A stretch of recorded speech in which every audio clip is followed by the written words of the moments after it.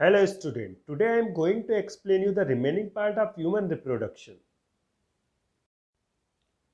Menstrual cycle or female reproductive cycles. In human female, periodic sloping of the lining of uterus in the absence of pregnancy is known as menstruation. जब female के अंदर pregnancy नहीं होती तो उस condition में uterus की जो इंटरनल लाइनिंग होती है, इंटरनल लेयर होती है, वो क्या होती है, ब्रेकडाउन होती है, जो पीरियोडिकली होती है। तो इस प्रोसेस को मेंस्ट्रुएशन या मेंस्ट्रुअल साइकिल कहते हैं। जो मेंस्ट्रुएशन इज कैरेक्टरिस्टिक होता है प्राइमेट्स का। प्राइमेट्स मतलब मेमल्स का। सभी मेमल्स में नहीं होती, लेकिन मेमल्स में जो प्राइमेट्स होते हैं उनके अंदर मेंस्ट्रुएशन साइकिल्स पाई जाती है।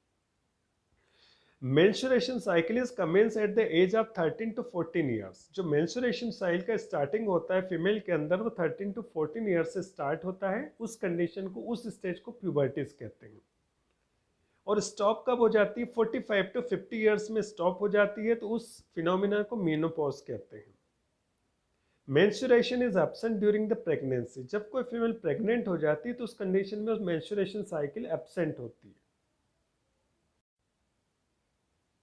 Step of menstruation cycle. Menstruation जो साइकिल होती है 4 स्टेप में कंप्लीट होती है। पहली जो फेज होगी इसकी मेंस्ट्रुअल फेज, और ये स्टार्ट होती है 28 day of the cycle and last 4 to 6 day. तो जब 28 डे स्टार्ट होता है तो ये साइकिल स्टार्ट हो जाती है और कब तक चलती है? 4 से 6 दिन तक चलती है। इस फेज के अंदर जो मायोमेट्रियम और एंडोमेट्रियम होती है, यूट्रस की जो वॉल होती है। मायोमेट्रियम और एंडोमेट्रियम क्या होती है? मिडिल वॉल और इंटरनल वॉल होती है।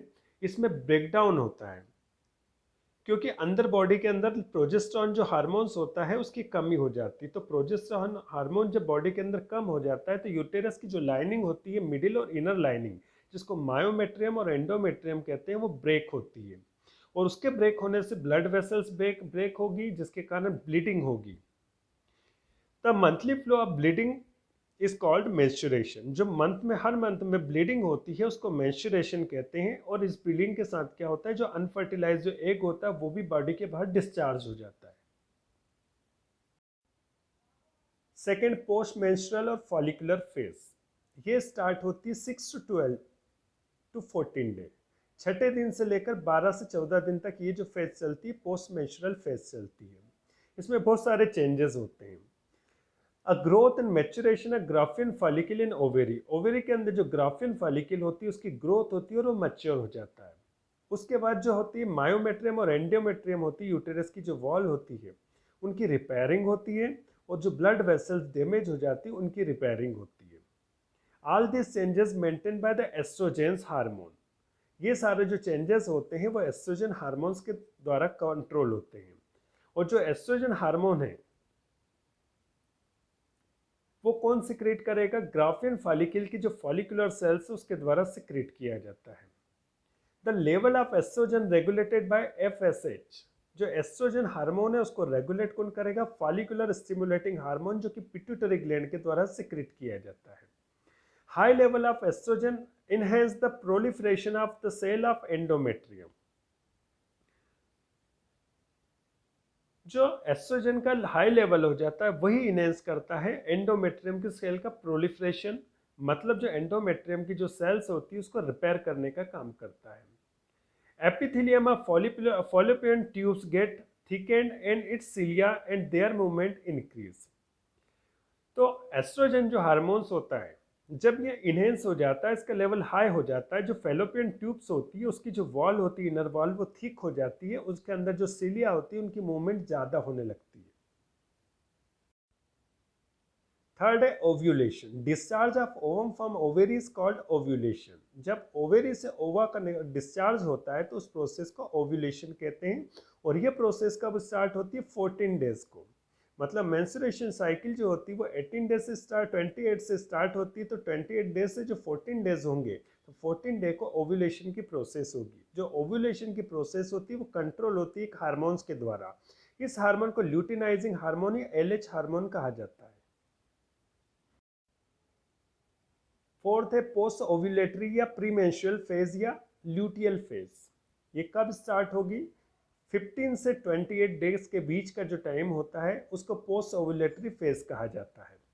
एस्ट्रोजन तथा प्रोजेस्टेरॉन जो हार्मोन्स होते हैं ये बहुत अधिक क्वांटिटी में कार्पस ल्यूटियम के द्वारा सिक्रीट होते हैं।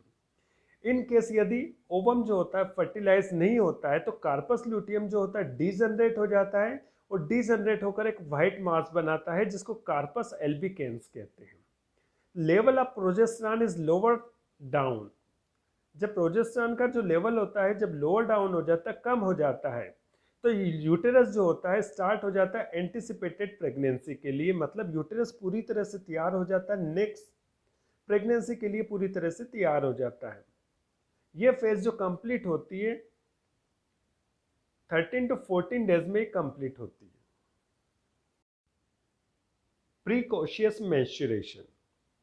इन some female children menstruation start earlier than the normal age. कुछ फीमेल्स ऐसी होती है जिसमें नॉर्मल जो एज होती है उसके पहले ही उनमें मेंस्ट्रुएशन स्टार्ट हो जाता है। It may even start the age of between the 6 to 10। कभी कभी जो एज होती है मेंस्ट्रुएशन स्टार्ट होने की 6 साल से 10 साल के बीच में भी स्टार्ट हो जाता है। तो जब अर्ली स्टार्ट हो जाता है तो इसको कहते हैं प्रीकॉशियस मेंस्ट्रुएशन या प्रीकॉशियस प्यूबर्टीज, जिसके कारण जो फीमेल्स होती है इनकी हाइट छोटी रह जाती है। ओएस्ट्रस cycle in non primate animals. जो प्राइमेट्स होते हैं उनके अंदर मेंस्ट्रुएशन साइकिल्स होती है और जो नॉन प्राइमेट्स एनिमल्स होते हैं उनके अंदर जो साइकिल होती है इसको ओएस्ट्रस साइकिल कहते हैं। ये बिल्कुल सिमिलर होती है मेंस्ट्रुएशन साइकिल के, लेकिन इसमें कुछ डिफरेंस भी होते हैं। There is no menstruation flow of blood at the end of the oestrus cycle. Menstruation cycle के अंदर ब्लड फ्लो होता है और ब्लीडिंग होती है, जबकि ओएस्ट्रस साइकिल्स के अंदर क्या होता है कि ब्लीडिंग नहीं होती है। At the time of ovulation in the oestrus cycle, there is a high level of estrogen hormones। जो ओएस्ट्रस साइकिल होती है उसमें ओव्यूलेशन की जब प्रोसेस होती है उस समय इसमें एस्ट्रोजन जो हार्मोन होता है उसका लेवल हाई होता है, जिसके कारण जो होता है फीमेल जो होती है उसमें सेक्सुअल जो अर्ज होती है, फिजिकल कांटेक्ट बनाने की जो टेंडेंसी होती है वो स्ट्रांग हो जाती है। इस पीरियड को हीट पीरियड या लेटेंट पीरियड कहा जाता है। Next one parthenogenesis. Without fertilisation जब न्यू ऑर्गेनिज्म प्रोड्यूस होता है तो इसको पार्थेनोजेनेसिस कहते हैं। Ectopic pregnancy. Normally implantation of blastocyst occurs in the uterus.